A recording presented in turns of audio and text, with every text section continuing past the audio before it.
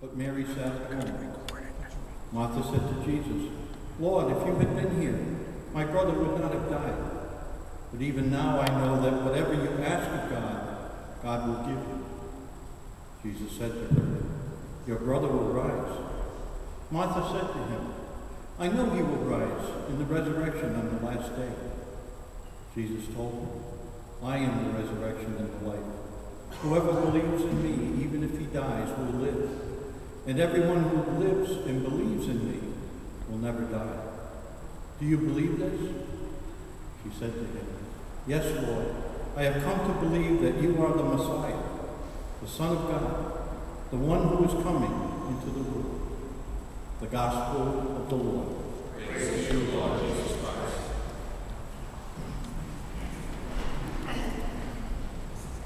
Okay.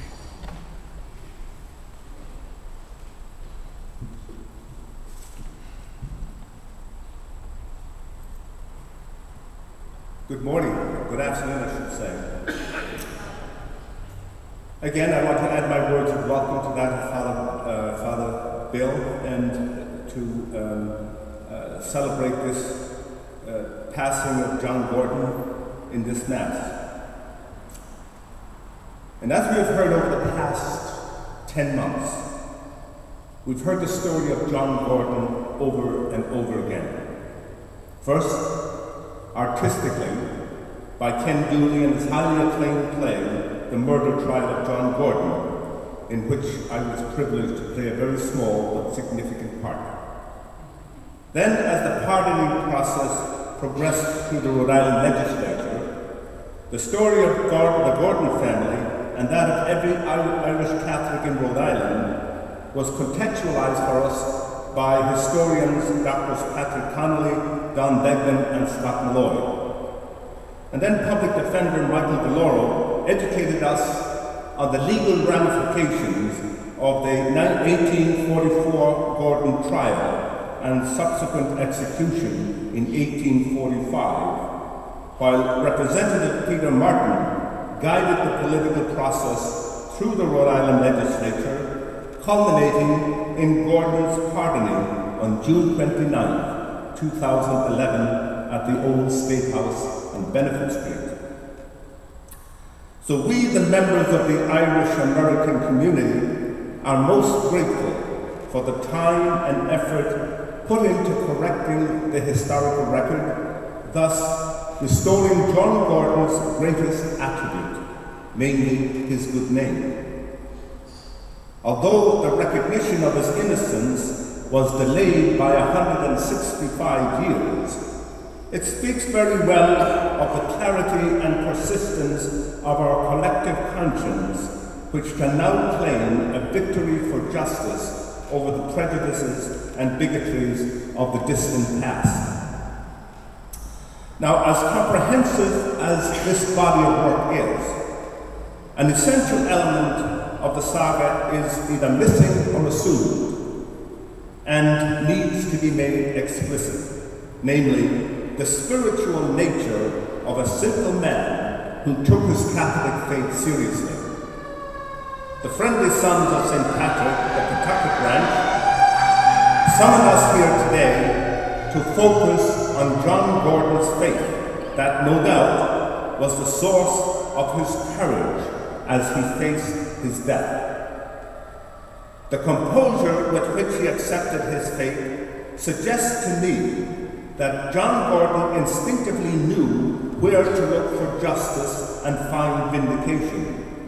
Obviously, it was not in the civil courts, as his mock trial adequately indicated, but where he always found it, in the compassionate embrace of a loving and merciful God. This is the justice that mattered to him in the end, and his faith assured him that he did not have to wait 165 years to get it.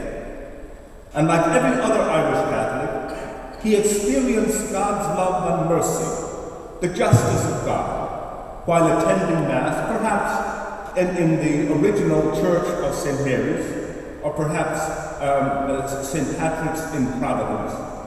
Indeed, attending Mass was, and I hope still is, in the DNA of every Irish and Irish American Catholic.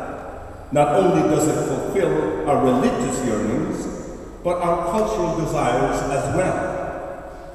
Ken Dooley's play mentions the fact that John Gordon attended Mass on that very day Amansa Sprague was murdered, and for which John Gordon was tried, found guilty, and executed in the spring of 1844. One can only imagine how lonely and abandoned he must have felt throughout the ordeal of his trial. But as a practicing Catholic, he must have sensed, even if he didn't understand, that he already had a share in the life of the risen Lord. To paraphrase St. Thomas Aquinas, such innocent faith finds its fulfillment only in the Lord himself. And I'm sure it wasn't the first time he turned to God in times of need. As a Catholic in his homeland, he, along with his fellow citizens, suffered humiliation at the hands of colonizers who tried to destroy their homes and rob them of their identity.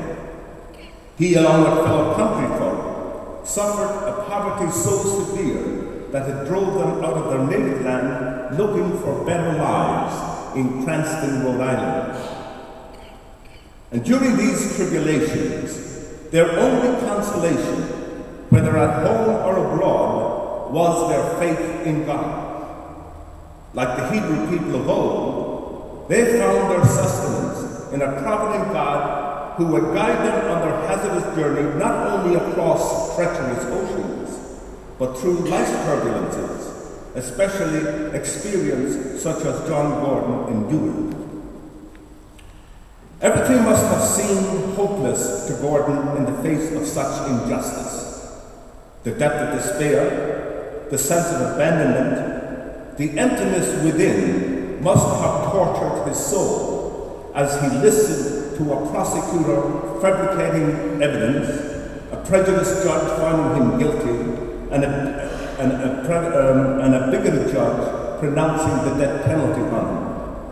Where does one turn when one's life, like the wind in a punctured balloon, is ebbing away uncontrollably from one's grasp? John Gordon instinctively knew. He stood tall, faced his death with courage, and placed his faith in the Lord, who was always there for him. Indeed, before he faced the hangman, his final words, spoken as if from the lips of Jesus on the cross, "I forgive my enemies and persecutors," reflect the justice that only God can bestow on a just and innocent man. Not only does such Christ-like forgiveness come from a belief in a forgiving God, it was, and continues to be, an indictment of the misguided injustices of this world. Thanks to the good work of Ken Dooley and all the others who worked diligently to prove his innocence, our collective conscience has been awakened by your witness to the truth of Gordon's story, and by your persistence righting the wrong that was perpetrated on him and on the Gordon family. In my opinion, he suffered no less than a martyr's death. Martyrs, as we know, are those who sacrifice their lives witnessing to their faith. I believe that John Gordon is numbered among those martyrs, and like them, serves as a profile in faith and courage for us in counteracting injustices wherever we encounter them.